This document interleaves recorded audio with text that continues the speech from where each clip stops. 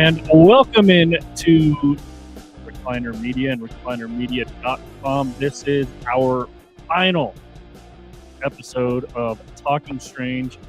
Mark Saxon, I'm Michael Spillin, and we know we're a little late to the party, but scheduling and family stuff. So we are here with you to put our ribbon, our bow on not only season 5 as a whole, but the series as a whole as well. We'll dive into some of the theories that were either debunked or held true. We'll also get into our just thoughts on how the characters wrapped up and just character progression as a whole as well, and just everything in between as we get going here on our final episode of Talking Strange. Don't forget to go to all of our socials: Facebook, X, Instagram, YouTube. Catch all the podcasts later on Apple Podcasts, Spotify, and Amazon Music. Everything in between there as well. Mark, how the heck are you today? Doing good. Excited to jump into this. As you said, a little late, but excited to give my feedback, my reaction on everything. Excited to hear yours. So it'll be fun. Yeah, so just going to throw this out there, but what did you, not even like 5 hours after the finale, of course the clowns flooded the internet with just hate and everything else. And I get it, you're entitled to your opinion. Maybe that's your job to just find the bad in everything, or you don't have a life and you're going to do that anyway. Either way, what was your, we'll throw this out first. What was your overall thoughts on the finale? Loved it, hate it, little bit in between? Where do you stand? So I definitely didn't hate it near as much as I guess everybody else, but I thought it was good. There was a lot of things that went unanswered that I wish were answered, but I didn't feel it was a bad ending. I love how it ended right where it all started. All of them playing D&D in the basement and hanging out. I love how Elle remains a mystery. I mean, she came in as a mystery, she went out as a mystery, so I love that aspect. I don't understand the hate, but there was a lot that went unanswered for me that I wasn't too happy about. That makes sense. Yeah, and I'm in the same boat. Didn't love it, didn't hate it. Kind of right in between. It was a little underwhelming, I think is the word that I would use. Yeah. I did agree. I mean, I don't know if I agreed, but there was a post where it was like Will's coming out scene was longer than the fight with both Vecna and the Mind Flayer, which was a little funny and true. Obviously, the nerds that sit there and time out these things, but and maybe that was the most underwhelming part of it, Mark, was I guess the fight with not only the Mind Flayer and Vecna, just the overall battle scenes. If you look at it from afar, it did look epic. Elle jumping in the air, and the giant Mind Flayer spider dude hanging out, waiting for her. But I guess we finally see the Mind Flayer after not having seen it all season. There was obviously speculation. Obviously, Vecna's in this Dimension X, aka the Abyss, and looked like an upside down spider, the little lair that he was chilling in. Were you okay with the final presentation of the Mind Flayer? I don't necessarily know, I guess, why it's not the shadowy kind of mysterious dark entity, ancient being that we've seen in past seasons. And then I started thinking about it, and I was like, maybe it turned into, or it's a spider, because if you remember back when they kind of introduced Henry as a little kid, he was playing with spiders. Maybe that's why. But what was your overall, I guess, outlook on the final form of the Mind Flayer? It was funny because I saw, once again, the internet comes in with an overwhelming win. It was the one with the Wild Wild West spider. So we waited 10 years to watch this scene that we've already seen in the 90s. Um, I think it was so built up that we were all expecting more that maybe we forgot to symbolize it. I mean, it was pretty simplistic on the foreshadowing of how little Henry was playing with the spiders, drawing the spiders. So I mean, it kind of already told us right from the beginning what it was, what the mind flare was. So I think a lot of us, like I said, because of the buildup, I think we overcomplicated on what we were expecting. At least that's how I feel I did because I was expecting way more.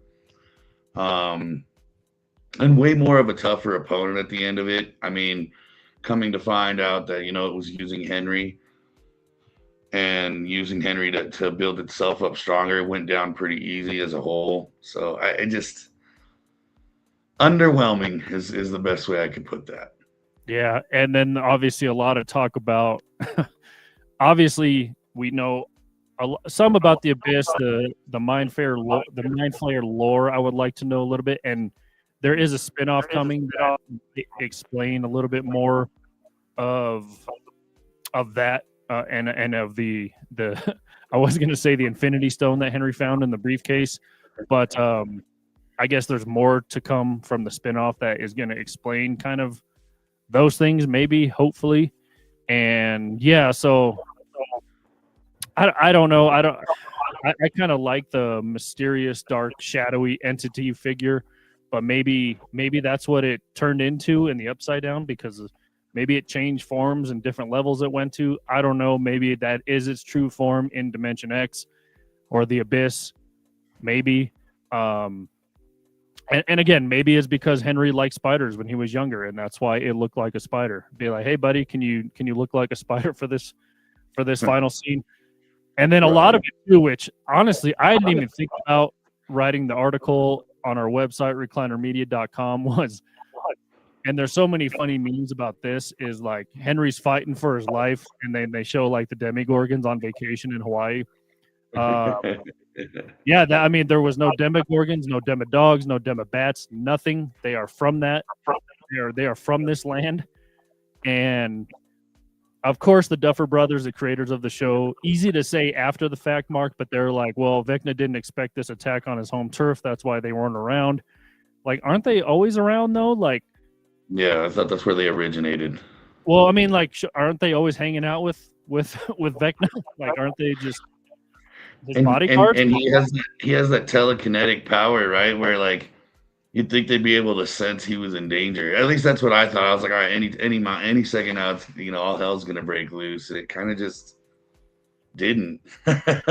Exactly. And then, and again, it's easy for the Duffers to say that now, but like when the Mind Flayer was being attacked and stuff like that, like, isn't it a hive mind? Like, wouldn't they have felt that?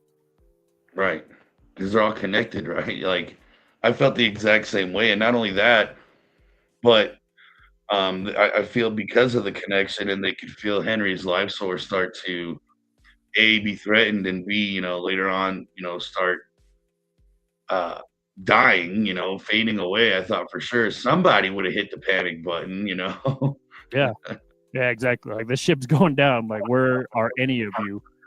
Right. So that was just underwhelming. Like, when you want to fight the final boss, I mean, all of us, especially the old school gamers and stuff, you desperately want to win, but you don't want to win easily. Yeah, exactly. And so yeah, that was a little strange as well. No Demoguards, we'll call them, in this finale either, after they were the source of pretty much everyone's, I guess everyone was kind of threatened by them and scared of them this whole time. We know they were working for Vecna and the Mind Flayer, but just kind of interesting there that there was none of them around. And again, those memes were funny. Like, they're just hanging on a beach, or they're like walking through Paris, like looking at the sights. And meanwhile, like Henry or Vecna's just dying. Speaking of dying, they did tease us with a little bit of Steve falling off the radio tower, and the Duffers actually showed us this to our face when they were on Jimmy Fallon not too long ago. They had a whole, I think I mentioned this last week, they had a whole bunch of Funko Pops, and they did literally push Steve's Funko off the desk as to say he might die. We don't know. So they did show us this. And then, of course, his buddy Jonathan was there to save him. And we got a cool little banter between Steve and Jonathan on their lovely walk through the abyss. And what did you make of that scene? It faded to black. I actually liked when they showed everybody in the movie theaters their reaction to a lot of scenes, and you could just, I mean, you could hear a pin drop when the screen faded to black. But what was your overall thoughts on that? And obviously, we're all glad that Steve didn't die. But Yeah. what was your impression of that scene? I liked the suspense, but then again, at the same token of time, when the screen went to black, I looked at my wife and I was like, "This better not be how he goes," because like I wanted him to go doing some heroic, just out of this world, overstretching, physics and science itself, doing some crazy stuff. So I was like, if this is how he goes, this whole show is gonna piss me off. But it was cool. Jonathan was the one to dive and catch him. I do like how that relationship kind of sealed up between those two. And yeah, I mean, it was just I loved the intensity, but at the same token of time, though, a little underwhelming, being the fact that was really the only bad thing to happen to virtually the group as a whole, besides fighting Vecna. You know what I mean? Yeah, and obviously a lot of talk too, and maybe you agree with this notion as well, that they played it safe in this finale when they honestly could, like, who cares? Like, it's your show, like, take risks. And I get it, you tease us with Steve falling off the radio tower, but I mean, yeah, I mean, just I mean, it was Vicky the one that perished. I mean, Robin's girlfriend, we saw her get kidnapped with Max at the radio tower, never saw her again after that scene. And so like, what happened to her? So they could afford to take risks in this, and they played it a little safe. So I kind of agree with that notion. Do you? Yeah. Oh yeah. Absolutely. Yeah. I'm glad you. I was trying to find the words to say it, and I think that nails it on the head right there. He's playing it safe. Yeah, exactly. The one moment that did not cause me to panic, but kind of, I was like, oh my, was when Vecna was teasing, for lack of a better term, Hopper in the self-deprivation tank, and he shot the tank with L in it, and I was like, this is no way, this is the way L's going out. And I mean to use this power for whatever. And I even saw some theories out there that it was Callie who did that, because we know that she can show you illusions, that stuff that's not really there. But I'm sure Vecna has that same kind of illusion power, obviously. And so he was teasing Hopper there, and I was like, there's no way L's gonna go out there like this. And then he busts her out of the tank, and she's absolutely fine. So that I was like, that one I was like, no way, this is her final, no way she's going out like this without even fighting anybody. Yeah, no, it was a great scene. I actually loved the little twist that it put on the entire plot towards the end. I was shocked that there wasn't more of those mind games being played, knowing that Vecna's being backed into a corner. Obviously, and this is the thing, like the Duffer Brothers are saying, well, he wasn't expecting that kind of an attack, but he knew there was an attack coming, right? I mean, that's why, he saw everybody there, the kids escape or try to escape, you know what I mean? And then all that other stuff was going on. So I was kind of shocked to see that was kind of like the only little game that was played on Vecna's side. I was expecting, I mean, he said the demi-dogs after Max right after she left, you know what I mean? So, I mean, just no other little games, no wrenches thrown in their operation. It kind of went smooth. They said this is the mission, and they didn't even really have to go to a plan B. That's what I mean. Like, when Max escaped, he sent the demi-dogs.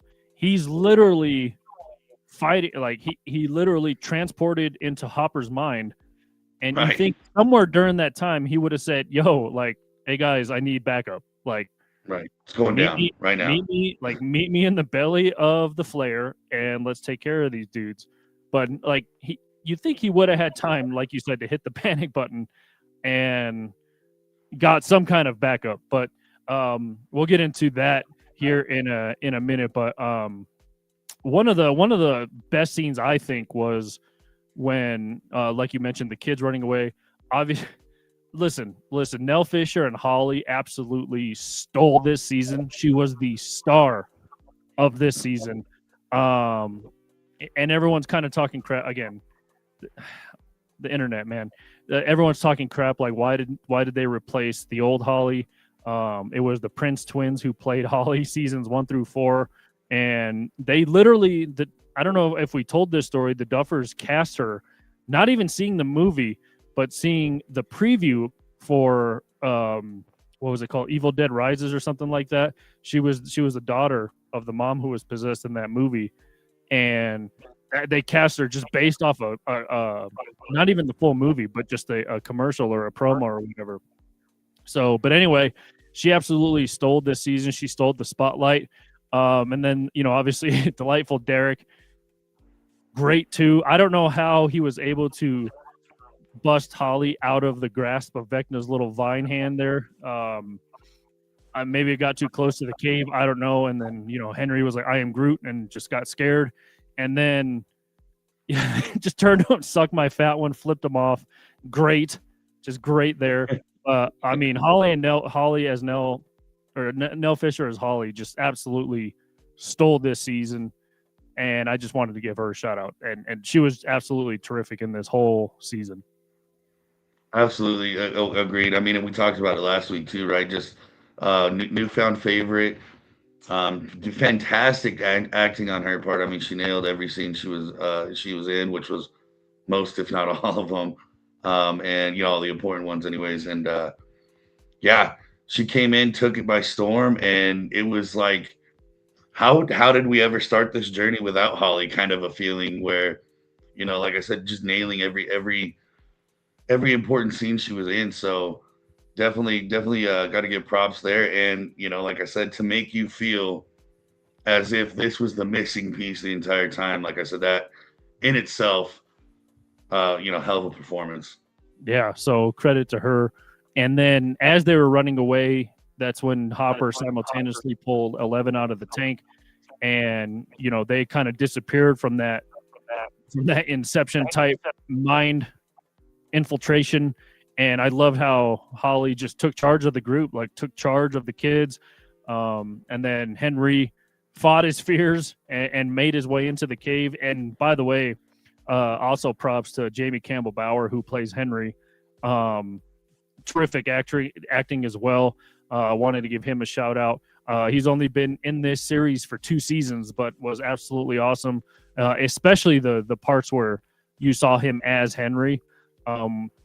Especially when they were in the lab last season. And then, I mean, when they got down the mine shaft and he's looking at his younger self, interact with that scientist dude in the briefcase and everything.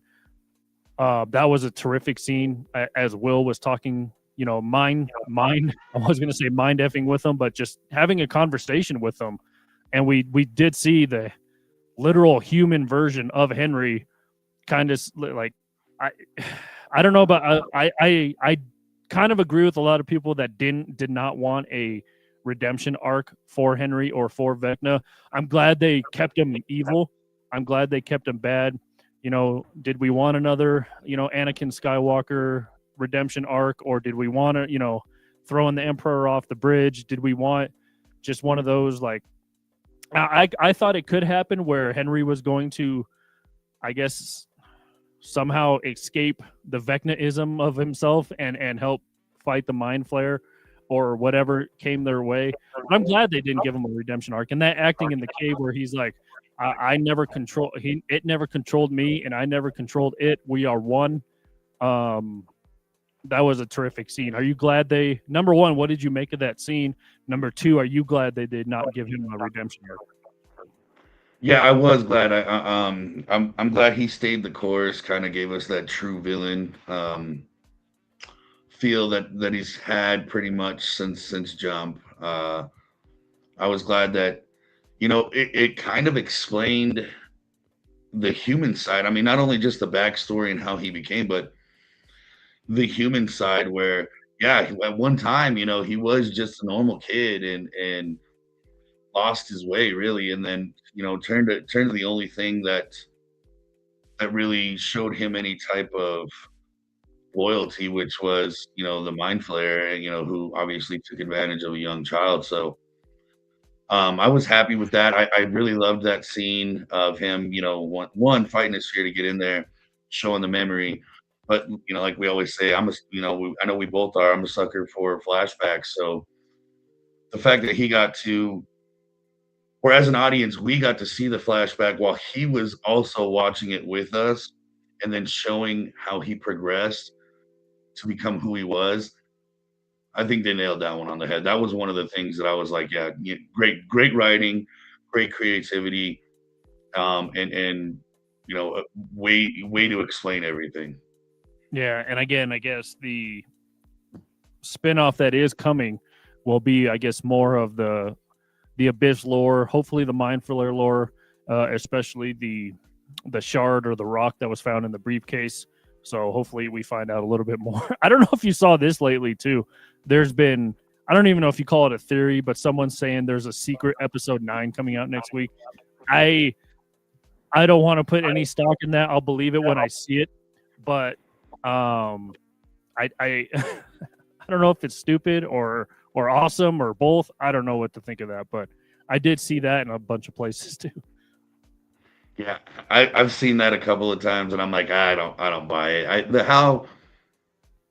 How they ended everything in the show pretty much was like, okay, it's an end of an era, and we're moving on, kind of thing. I don't see anything else coming out. Yeah, so yeah, I'll believe it. I'll believe it. I'll believe it when I see it. And so, and then kind of, I don't know if you can even, I don't know if you count this as a twist or whatever, but we all knew kind of Collie's plan with Elle, and that was to basically sacrifice themselves while the Upside Down implodes or explodes or whatever you want to call it. And then I think that this new plan that they devised, this little twist that they threw in, I honestly think that Hopper was in on it.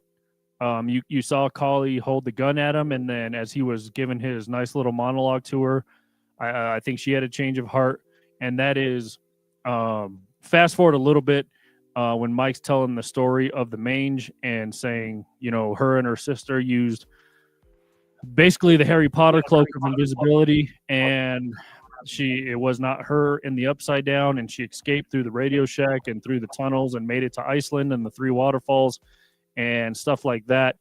And I think Hopper was in on this plan, Mark, because when Hopper was sitting on the bench talking to Mike, I don't. Obviously, Mike was he didn't want to go to graduation. He just had a hard time moving on, and that's understandable. We're a year and a half later in the story, and Hopper seems okay with it. Obviously, he's an adult. He's been through this before, but I think he took it a little more easier than Mike, because I think he was in on it when Collie, 11, and Elle were kind of in that shuffle.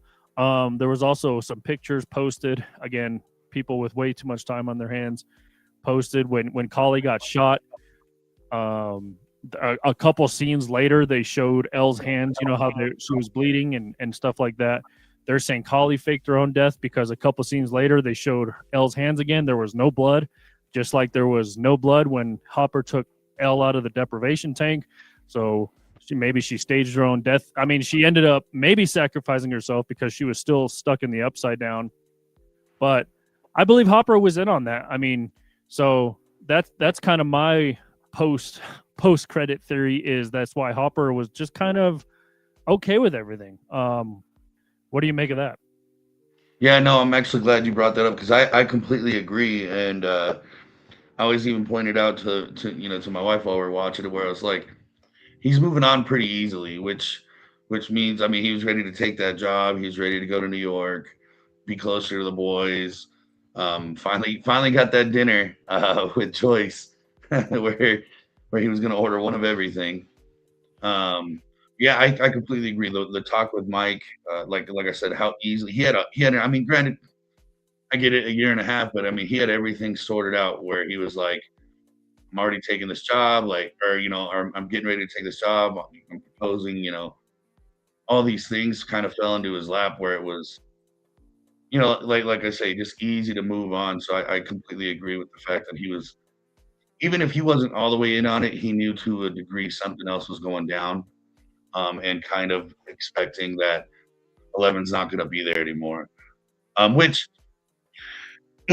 another point too, I think all of us in the entire world owe Polly an apology because every single one of us hated her, didn't trust her, thought she was going to be bad, and ended up doing some heroic stuff to not only help Elle, but help the entire team, and kind of doing the exact opposite of what we all thought she was going to do. Yeah, now that theory obviously did not land. That she was in fact the mind flayer or working for it or a piece of it or whatever. Um, I'm still not apologizing for her because she was a Debbie Downer the first two volumes of this season, or when the second volume of this season. She did want Elle to die in the first place. She held a gun to Hopper, and I guess she had a change of heart, a change of plan, but still, I don't give her any apologies. Uh, so that's kind of where I stand on Collie. But yeah, so that was a cool little twist that they maybe threw in there. I mean, who knows if the storyteller was telling the truth or not? As he said, nobody knows. So we will. I don't know. I guess we won't see.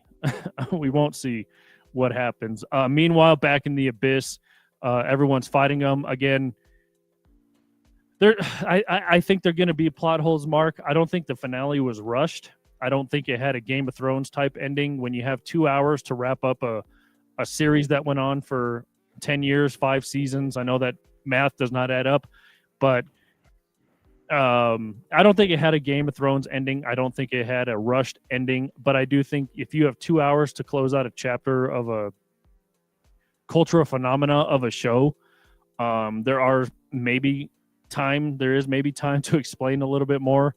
By the way, another funny thing is how the military just let everyone go. I get it. They thought Elle was dead. They didn't have to chase her anymore. But I mean, our group did slaughter a lot of people, a lot of soldiers, and they were just like, you guys can go. That was funny, I thought. No, I agree, and that was one of the things that kind of was frustrating for me as a viewer. I mean, and like you said, I don't think it was rushed either. I just think there was a lot of things that maybe they thought it was best to leave it up to our imagination or how it closed out, but I hate that. Close it out for me, walk me through it. And once again, like you said, there was so much done, and the military just kind of just washed their hands of it. All right, it's time to walk away now. And no retaliation, no repercussions for any of their actions, breaking all the laws. Because I believe last I checked, it's if you trespass on a federal base, it's some punishment there, but Well, I mean, nothing. if you kill a person, not That only if you too. kill if you kill a person, but you slaughter a bunch of military soldiers.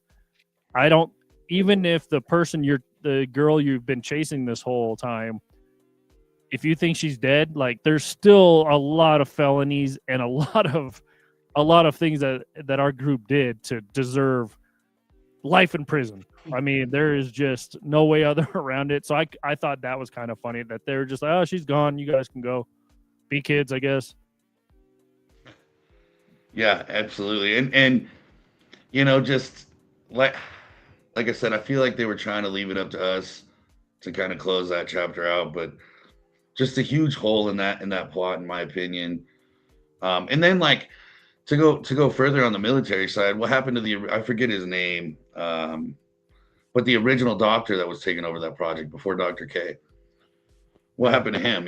Like he just never came back. They went over, they threatened him, they took whatever they took from him, and then Dr. K kind of showed up. So just a lot. unanswered that I wasn't happy with. Yeah, it was kind of crazy. And then, you know, in the final battle, we see Will enter Vecna's mind as he's about to I am Groot 11, and he takes control of him, pulls back his arm, snaps his arm in half. 11's able to push him back on a rib bone or a tooth. I don't know what kind of bone or structure this was. Obviously punctures Vecna through a heart, I'm assuming, or a bird's nest, whatever's inside is this tree looking dude. And we kind of just see him, you know, struggle and everything like that. Again, not only is the mind flayer down and stuff like that, Vecna goes down and still no hive mind attachment. And the Duffer brothers were asked this too, like how come Will wasn't affected when because he was part of the hive mind, right? Like he was able to, and they said, again, easy to say after the fact, and I'm not dissing the Duffer brothers. They created a fantastic show. And he said, well, they said, well, we didn't show Will during the fight scenes for a reason. And when the mind flayer went down, that severed all connection. Okay, I guess I can believe that, and I guess that's true. The mind flayer was, I guess, the host of all telekinetic hosting of minds and bodies and whatever you want to call it. You think they would have shown Will like spit out that gray dust or gray smoke form that Holly even spit out? Like, you think something they would have showed Will like disconnecting himself from all of this, right? I mean, is again easy for them to say after the fact, but you got to show something, right? Oh no, I completely agree. Just absolutely zero struggle from Will, other than that one little moment they had him and Vecna had when Vecna was like, I'm loyal to the Mind Flayer. That whole scene where there was just no struggle for Will whatsoever after that, and Will didn't even really fight at all after kind of being made the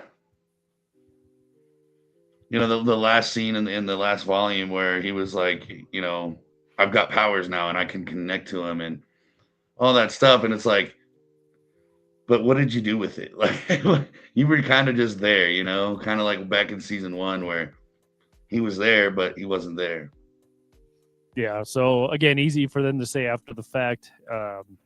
And again, Vecna is just kind of struggling on this tooth or rock or rib or whatever this is. I know we're inside the mind flayer and it was a stomach kind of looking thing. And also, God, I wanted it so bad to be. I know they had to show the mind flayer, but I was hoping this beast, like this one, was going to be the Thessal Hydra. The 3-headed dragon looking monster from D&D. That's what I thought this was going to be originally until kind of saw stuff floating around that it was the mind flayer and stuff like that. But then I thought this was going to be the Thessal Hydra, like the boss before the main boss, and then we were going to see the shadowy form of the mind flayer or something along those lines. And we did not see the Thessal Hydra at all in 5 seasons. And maybe that's why they made this look like the spidery creature. Maybe they wanted it to look like a little bit of the Thessal Hydra. And I saw a snapshot. I don't remember where I saw it. And this is before the mind flayer woke up or whatever. They showed inside and it kind of looked like 3 dragon heads that were kind of nestled in this body or structure, whatever you want to say. And so I thought, the Thessal Hydra is coming. And maybe that's why they also made it look like a spider-looking thing, because maybe that's what in people's minds a Thessal Hydra looked like. But I'm kind of disappointed we never saw that, because that was one of the bosses or monsters or creatures that they introduced while they were playing D&D, and that was the only one we didn't get to see. Yeah, and then like you said, you made a good point. I mean, the boss before the boss kind of thing, because every season, right, you had to fight, the Demigorgon, the Demidog. There was different factions of those, different numbers, different scenarios, and on top of not seeing the Thessal Hydra, we just didn't get to see any knockdown, drag out fight where it was like, okay, and we're half beaten, but we still got to fight Vecna. Like there was nothing, none of it. Yeah. Yeah, and again, so the battle scene, it looked epic if you glance at it, if you look at it, but seemed way too easy. By the way, love Nancy as Rambo. That was still she's still a badass. Giving Mike the flare gun. No, yeah, the classic bait and switch. I mean, did you think Nancy was going out when she kind of backed herself up into a corner? Did you think she was going out there? Oh yeah, absolutely. I thought because remember, last week we were talking about it was like someone's dying, someone important is dying, and I was like, okay, first okay maybe Steve, still thinking it's Hopper and 11 at this time, and then Collie's definitely gonna go type thing, and then Nancy's like, I'll because Robin's like, who's gonna be the bait? And Nancy's like, I got this, like, and then she went through all of her rounds with the with the AR and just going through mags left and right, and I'm like, okay, this is the moment. And then Jonathan comes to be Superman with the flamethrower, which was a cool scene. Don't get me wrong. I'm not saying I was disappointed, but once again, going back to that main theme that we have going on here, was pretty easy to take it down, pretty easy to trap it. And yeah, and how did they get to the top of those cliffs so fast? That's another so quick. And it wasn't. I was like, because when they showed it, when they panned over and they're like, all right, we'll make it to the top of the cliffs, I was like, good luck, because there wasn't even a way to get up on the way they showed us. So I don't even know how. I was gonna say, is there a ladder that we didn't see? Right. Or maybe Will picked everybody up with his mind and put them on top. I mean, Will's not a true. Remember, they were calling him a wizard, and then they had to switch it to sorcerer because he's siphoning powers. It's not his own powers. He's using other people's powers. Because he is part of the hive mind, which a lot of people were frustrated by, but we'll leave that alone now. But yeah, they did get to the cliffs up top pretty easily.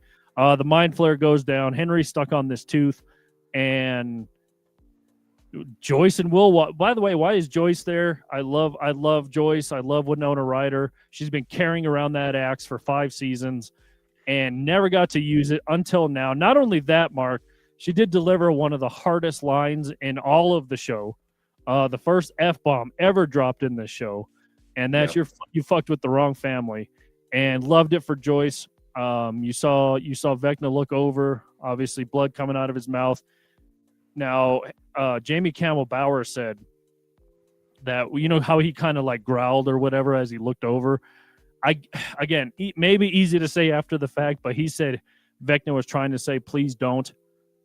Again, don't know if that's true. The Duffers haven't confirmed this. This is just the dude who played Vecna saying this. And he said that Vecna's last words were, please don't. And then they show flashbacks of how he and this whole dark entity group affected everybody that's there. And she proceeds to chop his head off. Again, pretty badass scene for Joyce. I'm glad it was Joyce to deliver that line. I was glad it was Joyce to, I guess, put the final nail in the coffin, so to speak, on Vecna.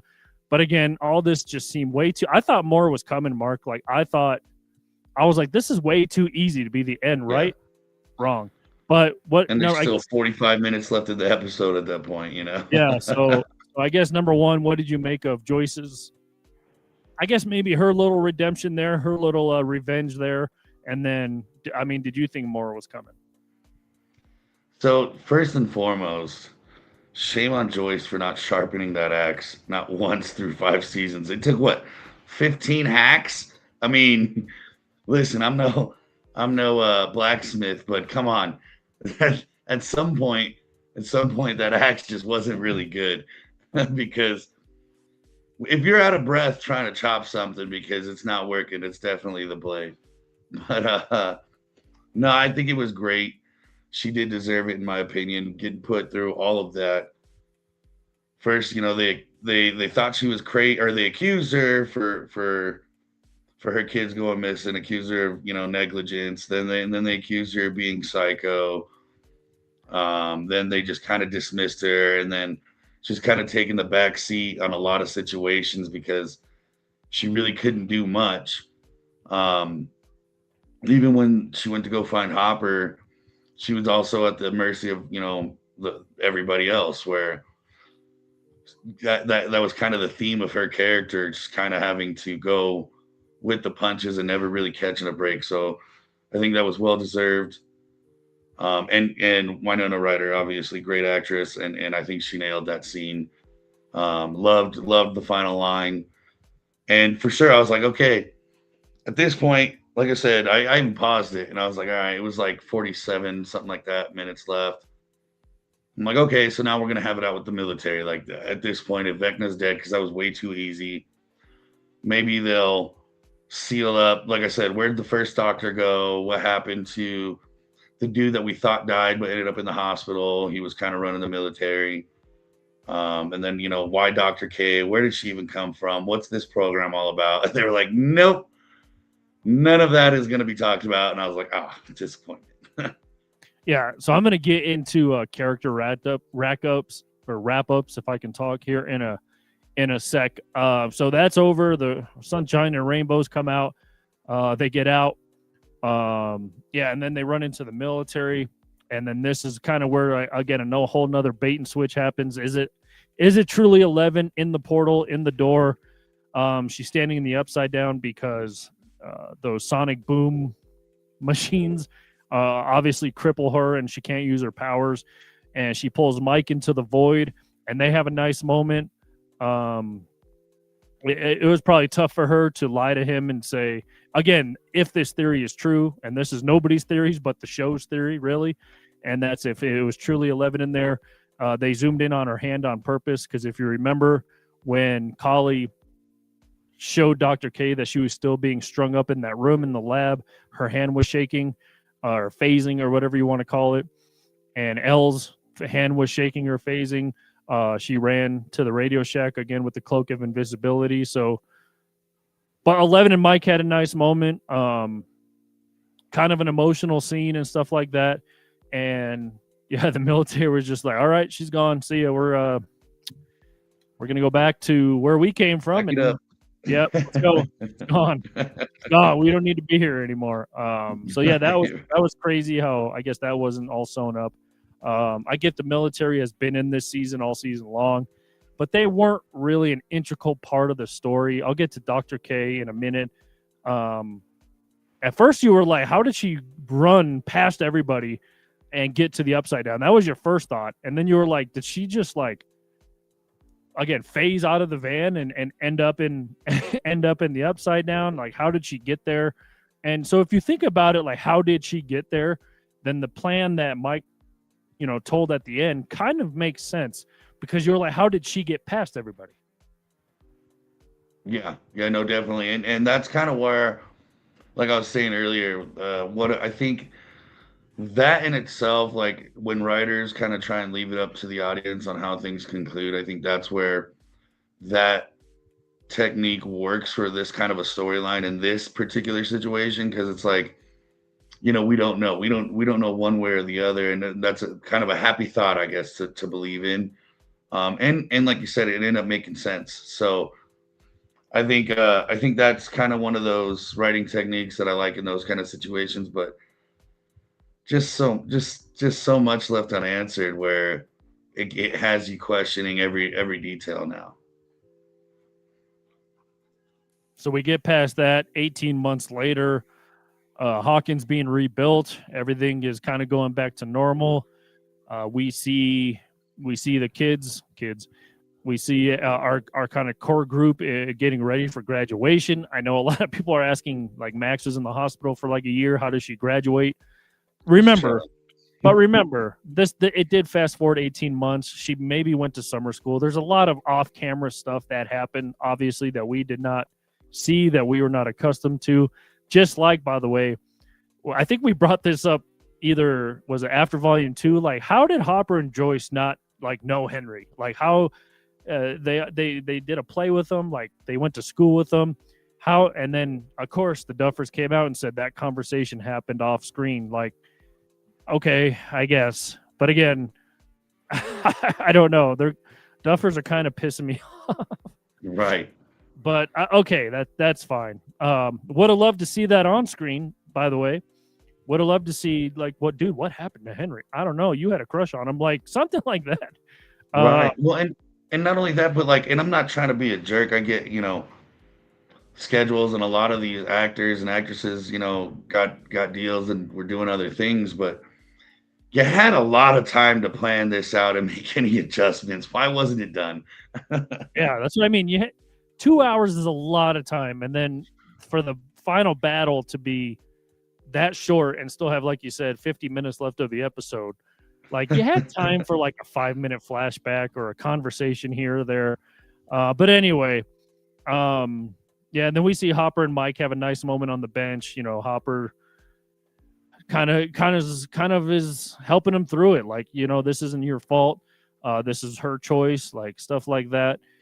Again, I believe that Hopper was kind of chill in this moment, not only because he's been through it. He had a daughter that passed away. I still think that he was, again, if this theory is true, I believe Hopper was in on it. He knows that Elle is safe and is okay. He's probably going to leave like some Egos in a box for her to come get. I don't know. And so I believe that he was in on it, and that's why he's kind of calm, cool, and collective. That's why he was, again, so cool to see him take Joyce to Enzo's finally. And for that whole scene, we'll get to that in a minute. Graduation scene. Don't know if you caught this Easter egg, and that was Dustin did exactly what Eddie said he was going to do when he got his diploma. Flip off the principal, snatch his diploma, and basically have a mic drop type moment and just walk off the stage. And that was cool. Ted is alive, by the way, and he's just chilling in the audience. And language. I mean that was hilarious how Dustin, I forgot what Dustin said in his speech, and of course they showed Ted, and he's still concerned about the kid's language. Nobody cared about him while he was like dying in the hospital. We saw all the scars and bruises on Karen, badass Karen, by the way. And so that was cool. Apparently Derek's family's dead. He was there by himself, but everyone was like, they're still tied up in the barn. They're still tied up back there. Well, everyone's like, where's Derek's parents? They didn't need to be at this graduation, right? Unless because even their daughter was in Erica's grade, so they had no reason to be at this graduation. Zero. Okay, people, they had zero. Derek is Mike's best friend, which means he had to be there for Mike. That's right. They're basically brothers. Yeah, and it was funny in the truck ride how he waved to Mike, and he's like, "Listen, I'm going to be your brother-in-law here pretty soon." Yeah. And you kind of saw the little nudge that Holly gave Derek. I don't know if it was a love tap or whatever, but I'm sorry, Derek, but Holly's way out of your league. And so, absolutely. But again, to debunk that whole thing, like what happened to Derek's parents, they had no reason to be at this graduation. Let's just get that out of the way. Zero. Agreed. Agreed. Yeah, and we saw Jonathan filming. I did not. I don't understand. I guess Erica was there to shoot off the confetti and stuff like that. We'll get to her at the end. But kind of a nice scene, them graduating, basically them graduating the show, them moving on, kind of a two sides of the coin type thing, graduating on the show, graduating from the show, stuff like that. And then you fast forward a little bit. Yeah, I loved how you brought up too. I love how they stuck this. This is the one scene I really loved. The sprinklers on in front of the Wheeler house. Same exact sprinkler was on in front of the Wheeler house from the very first time they played D&D. Max is the only addition to this scene. I love how her and Lucas are still together. That was kind of rocky there for a bit. We weren't sure where. I really think Max fell when he was there the whole time that she was in the hospital. I think that's what really did it for her. Obviously Dustin, Will, and Mike, the core group. So yeah, they really stuck that, end it where it began, in the basement. And that was really cool. And then obviously the story that Mike told about all their characters settling down, traveling to distant lands, moving on. And then obviously the story about Elle as the mange. So I guess the only question remaining, Mark, is do you believe? I'm still wrestling with the fact. Let me say that I do believe, but I'm still wrestling with the fact that there's a lot of holes, a lot of, like I said, I love the technique where the writer does try to leave it up to the audience to what, this is your conclusion too. What do you think happened? But I think that technique only works when you seal up everything else. Like, I mean, even the small things. Where's Argyle, right? Where's that Russian dude that helped Hopper escape? I believe his name was Enzo. Um, what happened to Susie and Dustin? Like, I mean, there was so many other things left unwrapped and unfinished where it was like, I don't like that technique when you leave that many things open. You know what I mean? Because all of a sudden, just none of those people existed anymore. Well, yeah, and again, we'll get to character wrap ups here in a bit, and I'll toss some of those questions out. But you see them all put away their binders. I don't know if you saw the theories on the writings on the binders. That's gone crazy now, basically spelling out L is alive.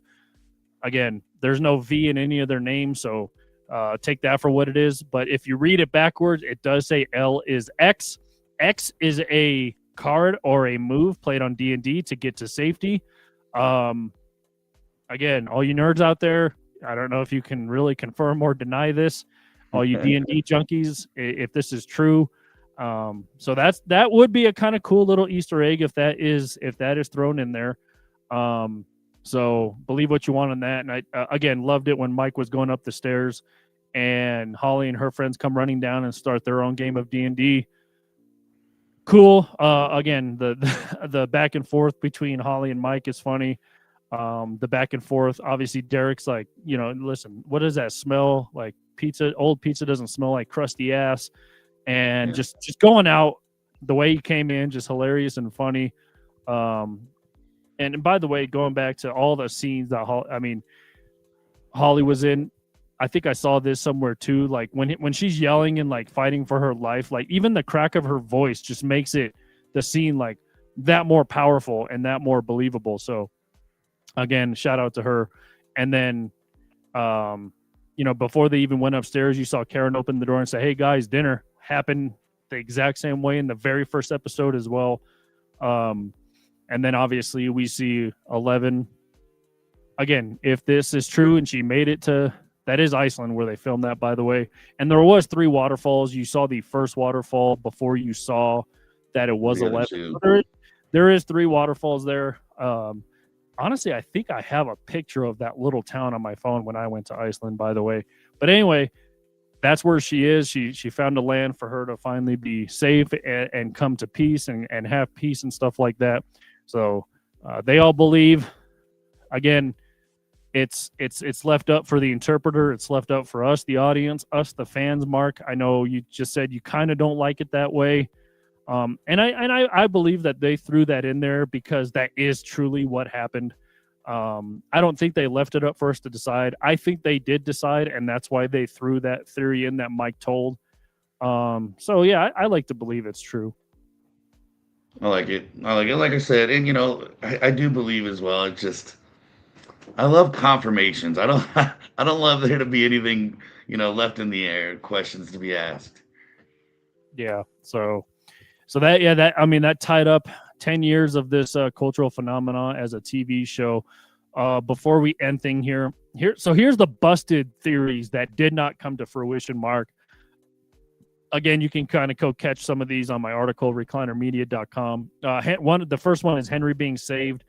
There was a lot of theories out there that somehow Elle or Will or whoever would save Henry from the grasp of the Mind Flayer and breaking out of the Vecna moniker. We learned that Henry teamed up with the Mind Flayer to merge these worlds to create a new world. So that theory was obviously busted. And we kind of talked about that. We kind of liked how he did not have a redemption arc. So we kind of go along with that theory being busted. We also talked about this. It was Callie being the Mind Flayer or some part of this dark world or dark entity or whatever. Obviously, that did not come to fruition. This, I don't know if it was a theory, much less a character. I think we touched on this. 11 sacrificing herself. That obviously could be true or not true based on Mike's theory. So that is, again, that one, up for interpretation depending how you look at the last couple of scenes. And then one of the theories, I don't know if this is left up for interpretation, Mark, but this was all just a fantasy or a dream of Mike's, and this was just a huge game of D&D. The reason I say this is kind of still up in the air is because when he said, the storyteller's still telling stories, and you saw him typing on his typewriter, and then you saw like one of the very ending, you saw it said Stranger Things player manual. Was he typing that, and this was all just part of that game? I do love that theory, and I caught it. I caught that theory in particular a couple of days before I watched the finale, and I was like, that would be fitting. I mean, it would kind of suck at the same time because it's like, oh, we all just played a big game of D&D, but I actually kind of like that theory, and that would I think that would kind of hit home for especially the characters and who they are. I think that'd be fun. Yeah, and so this maybe didn't come true either, although we did mention how the show started with a game of D&D and ended with a game of D&D. The show obviously maybe couldn't portray them playing D&D for this long because they grew up so quick. But hey, there's always CGI. Right. Moving on to character theories and tie-ups. Steve, we thought that maybe Steve would go out heroically, dying. They again teased us a little bit, and then Jonathan saved him, so that did not come true. Susie, you mentioned Susie. Where the hell was Susie? I get it. She lived in Utah. She only helped them save the world twice. I thought, Mark, the graduation would have been a perfect time for her to pop up. Whether her and Dustin broke up a long time ago, I think that the graduation would have been a perfect time to show her. So this was the one I was disappointed in. Again, whether her and Dustin broke up, I think she probably still would have made it to his graduation. Agreed, especially, and like you said, I mean, she wasn't in there long, but helping them save the world literally twice. Yeah, and being a key piece. She was part of the hacked, group. I think she would have been there. She hacked the government's computer to get the location of the Nina project. Like, come on. Broke a lot of laws. I mean, bro. I mean, Yeah. we're talking felonies. I mean, she put her future out there for him. Yeah, and then changed his grade, everything. Like, how are you breaking up with that, Dustin? Come on. Right. A lot of people wanted to see Eddie. Eddie was never coming back unless it was, memories, flashbacks, which we did see. That was never gonna come to fruition. Erica, I'm a little disappointed in Erica's wrap up. Again, she was there to set off the confetti. She helped save the world in season 3. Last season wasn't really around. This season wasn't really around, except for the pie scene was funny, but Yeah. she wasn't. I mean, I guess she recruited the teacher, but besides that, she really didn't get a cool wrap up. And I guess she wasn't part of our main core, our core 4, if you will. Obviously Max and 11 are part of that. But I didn't really like the way they ended Erica's story. Me either. And I didn't like the like you just touched on it. I didn't like the non-involvement when in season 3, huge part, huge piece to the group, and then learned to play D&D, got better, came out to be extremely intelligent, and just absolutely just really didn't see her. I didn't like that part. Let me ask you this: Were you okay with her not being in the final D&D game? Obviously, they were going to kind of keep that to our, to our core 4 plus Max.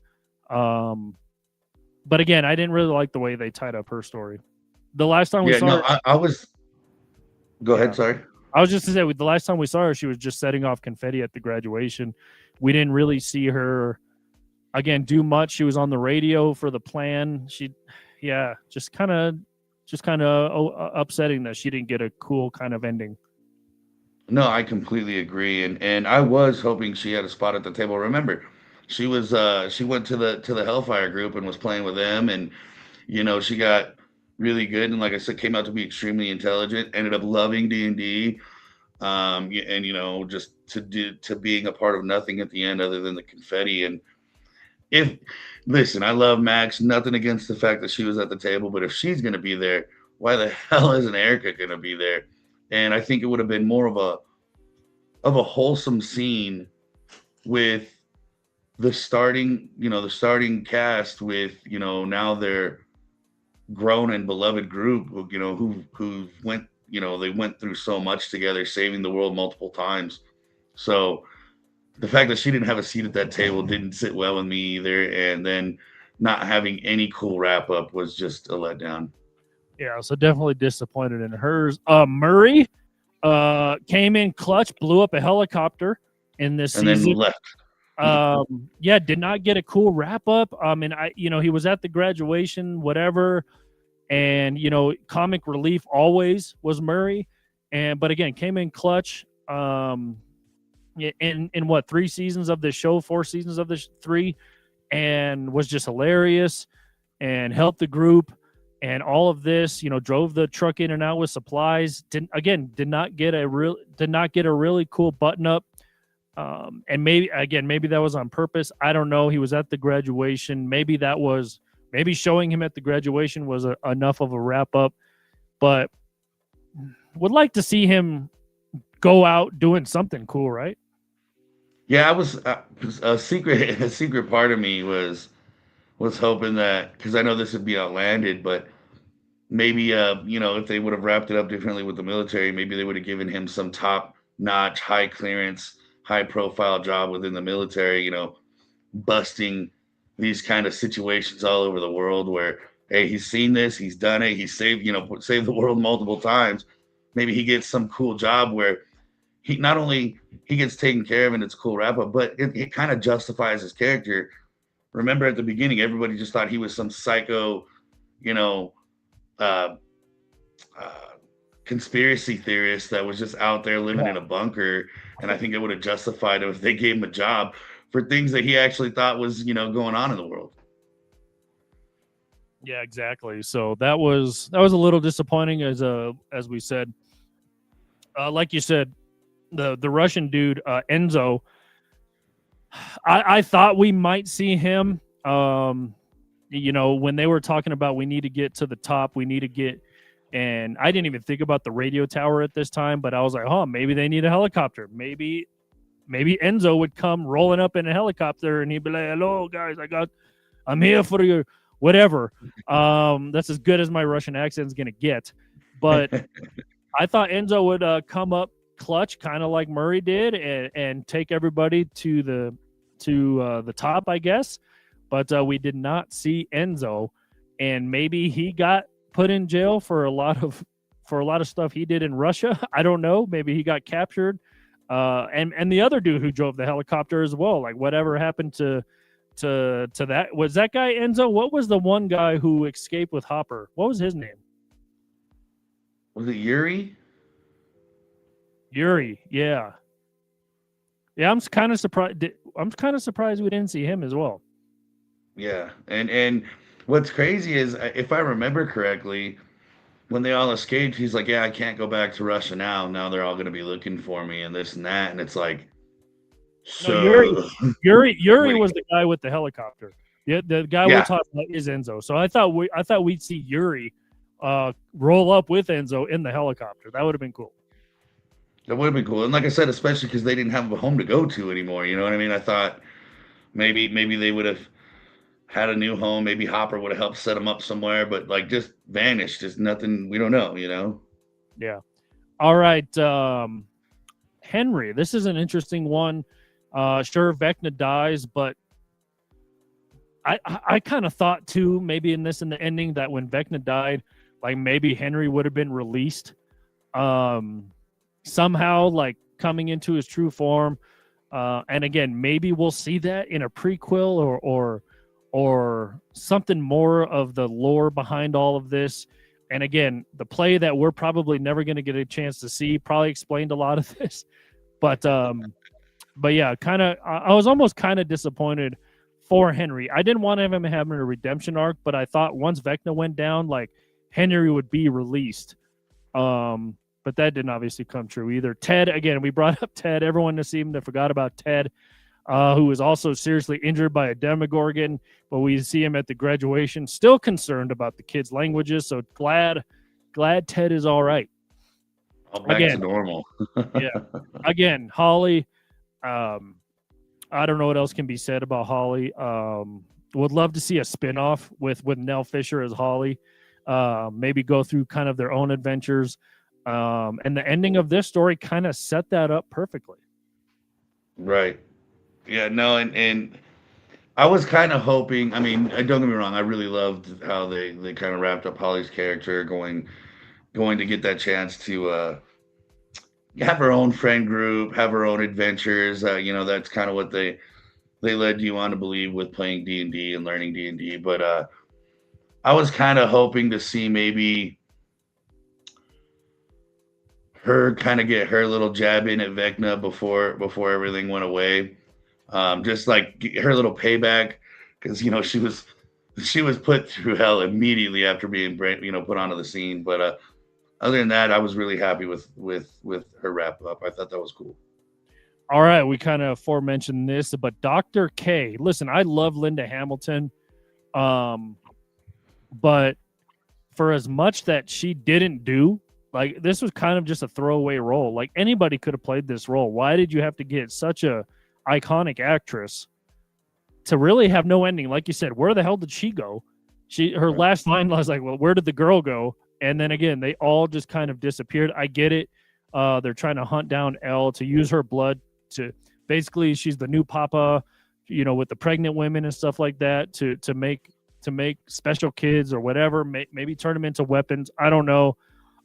So I guess she just gave up. She's just like, all right, yeah, pack it up, like you said. So I was really disappointed in her ending. It would have been, honestly, I was thinking about it. I was like, it would have been kind of cool if she like showed up to the kids' graduation to make sure that 11 was truly gone. That would have been a cool little thing to have her like in the audience, like, looking for 11 if she truly is gone. Cause she seemed like a smart military. I mean, she was a military person. She was a doctor. But I was really disappointed in her ending as well. Again, Linda Hamilton, such an iconic actress. You could have got anybody for this role, and it would have been less disappointing, I think, if you just had anybody play this role. Yeah, I agree. And like I said, there was no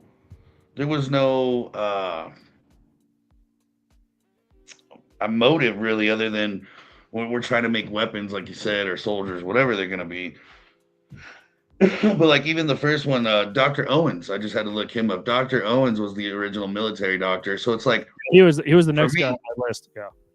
Yeah. So for me, it was like, if this is the plan, why didn't we see all the pregnant, ladies with the babies and the blood and everything else? Why wasn't he kind of involved in that, where he was more of the good guy trying to help 11 and the crew and trying to stop, basically the whole program, where Dr. K came in and was a complete 180. This is the plan we're going with absolutely no reason why. Just this, she was hell bent on catching 11 and using the blood. And so what makes it even more weird for me as well is they already had Kali, so they already had her blood. Why were they so hell bent on catching 11 instead of going on with the program? I don't think, I think Callie mentioned this, that her blood wasn't working.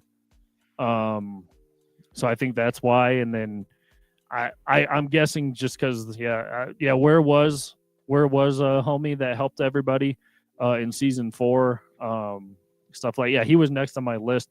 So we'll move past him. Dr. Brenner. Listen, Papa wasn't making a return either, unless it was flashbacks. Yeah, unless it was flashbacks or memories. He got taken down pretty harshly in the desert, if you remember. So Papa was also not making a return. Kind of the scene that we glossed over really quickly here was the scene on top of the Squawk, the radio station between Nancy, Jonathan, Steve, and Robin. I saw, this hit home for a lot of people. I saw posting on the internet. You get older, you kind of move on, you make new friends, and it doesn't feel the same. And then, they kind of make a pact, if you will, to meet up once a month in Philadelphia. I saw a bunch of posts like, this hits home for adults, because we all know that that's not going to happen. They're going to meet up at Robin's strange uncle's house or something like that. But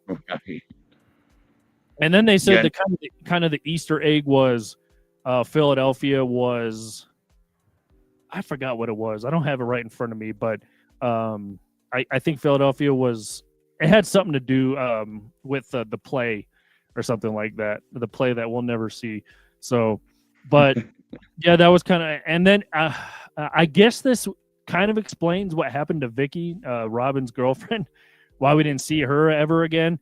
Because Steve was like, let's make a pact, like that nothing's going to prevent us from seeing each other once a month. And then Robin's the first one that stands up that says even overbearing significant others. So maybe that was kind of a hint that, because if you remember, Vicky was kind of like overbearing, like why she didn't believe Robin. She called her a druggie. So maybe that's why.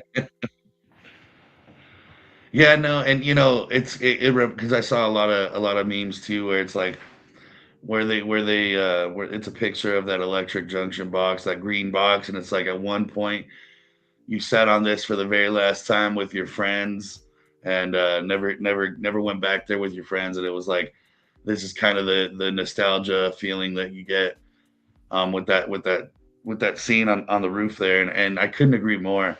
Like you said, we all felt that as adults. We're like, yeah, this is what's going to happen. But you know, even they kind of foreshadowed that with Jonathan and his play or his screenwrite that he was trying to do. Nancy switching up her whole life, dropping out and getting a job. You know, Steve talking about buying a house now. And he You did. know, so He got the little RV cabin that he wanted too. yes, he did. Yes, he did.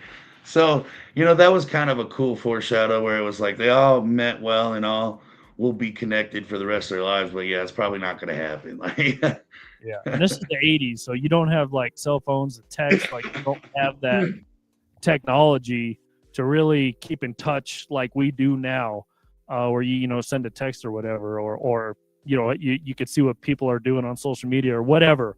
You don't have that in the '80s, so so that was kind of cool to see. And a lot of people are also saying like during that scene when everybody kind of breaks down during the final D&D game, that was not them acting. That was them like showing their true emotion, like this thing is ending. Because we did not see Steve, aka Joe Keery, like cry at all, or he was always the tough macho guy. But I mean, he had to get out of his chair because he broke down. And I believe that was really not them acting. That was them showing their true feeling, their true emotions. I completely agree. Like I said earlier, just kind of that where it kind of set in on everybody. This is an end of an era, not just for the storyline, but like you said, for real life as well. I mean, I'm sure such a huge piece of their lives went into this show and so much time and things, and it's like this really is really it, so that set in. You can see it on all their faces, which nice little treat for the audience as well, getting to see some realism along with the storyline. Yeah, and if you are also inclined, go follow a bunch of these actors on like Instagram or whatever. They do post like a lot of bloopers, a lot of the behind the scenes pictures or just everything. So I would go catch that if you can.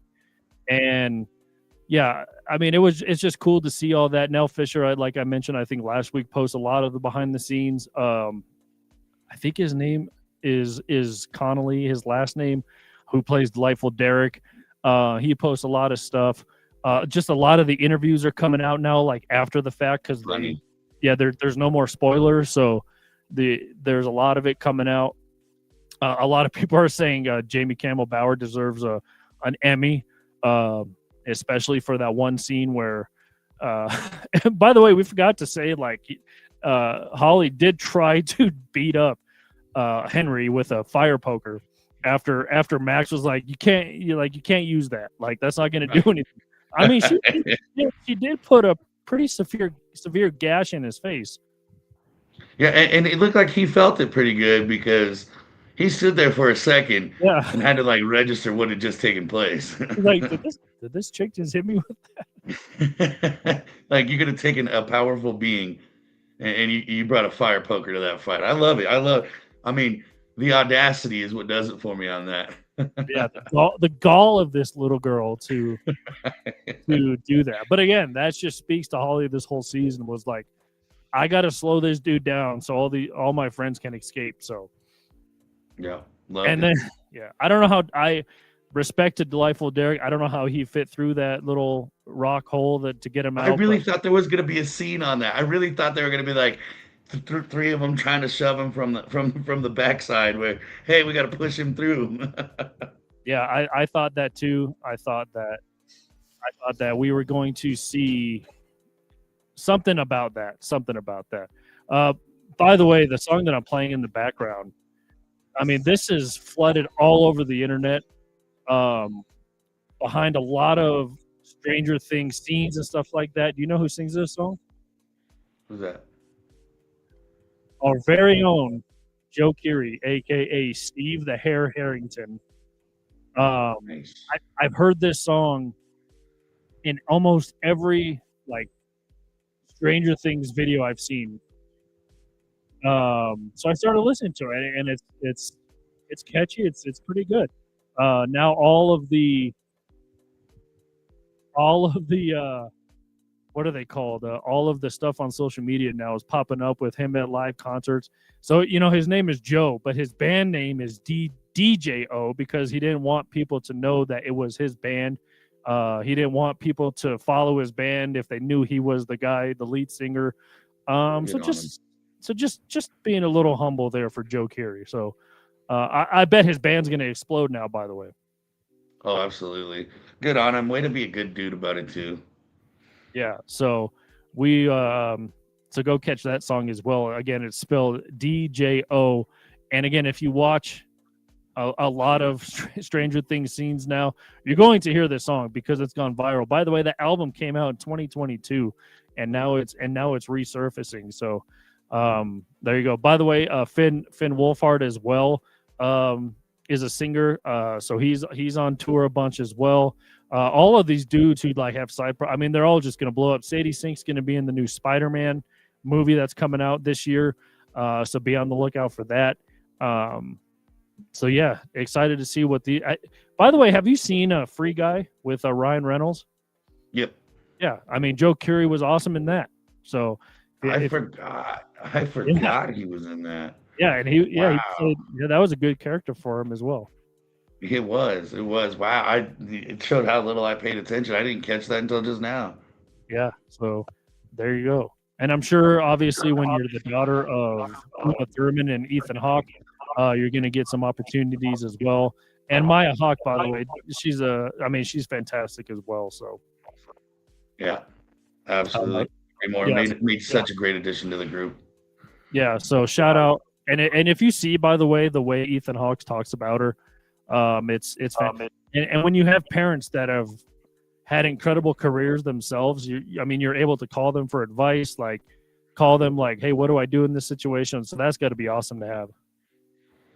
Oh yeah, the plethora of knowledge and experience to just tap into to be like, hey, my character's feeling this. How do I get into that? How do I make that my own? And just being able to get those kind of insights is better than any acting school ever give you. Yeah, and when your mom is in Kill Bill, that's all you need.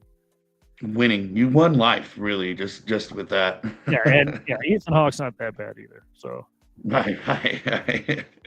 All right, we have come to the bittersweet end of not only Talking Strange, but of Stranger Things. Regret not doing this show for past seasons as well, but I'm glad we did it for the 5th and final season. Mark, it was fun. We'll have to find a new show to talk about this year. Yeah, we got to find something to do with ourselves. That's like you said, bittersweet. Loved it.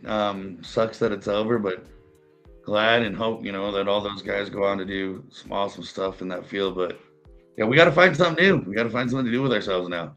Yeah. Speaking of, we'll be back shortly for On the Mark when on the mic here on Recliner Media, reclinermedia.com. We'll dive into some sports and other entertainment news as well. So stay tuned to that. We're not going to post it, the 30-minute warning or 10-minute warning on social media. We'll be back in just a few moments, but For Mark Saxton, I am Michael Spill, and this has been Talking Strange on Recliner Media.